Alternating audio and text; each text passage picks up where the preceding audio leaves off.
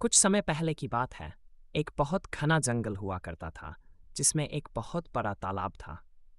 उस तालाब में कई सारी मछलियां रहती थीं। इन मछलियों में 3 मछलियां एक दूसरे की बहुत अच्छी दोस्त थीं, लेकिन तीनों का स्वभाव एक दूसरे से बिल्कुल अलग था। तीनों मछलियों में 2 मछलियां काफी समझदार थीं। पहली मछली मुसीबत आने से पहले ही खुद को बच लेती थी, वहीं दूसरी वाली मुसीबत पड़ने पर खुद कब्जाव कर लेती थी, लेकिन तीसरी वाली मछली हर चीज तकदीर पर छोड़ देती थी। उसका कहना था कि यदि मुसीबत आनी होगी तो हम उसे रोक नहीं सकते हैं, और अगर भाग्य में नहीं लिखा होगा तो कोई हमारा कुछ नहीं बिगाड़ सकता है। एक दिन वहां से गुजर रहे एक मछुआरे ने उस तालाब को देख लिया, और उसने उस तालाब में बहुत सारी मछलियां भी देख ली।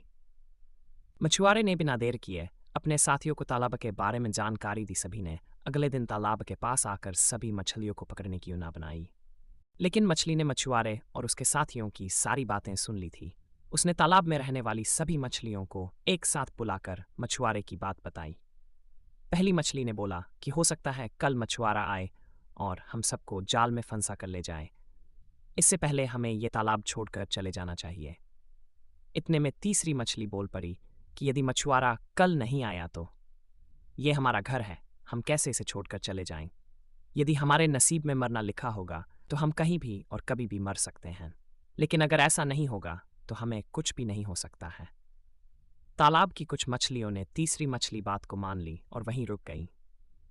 बाकी दोनों मछलियां तीसरी मछली को समझाने में असफल थीं, इसलिए वह अन्य मछलियों के साथ तालाब छोड़कर चली गईं।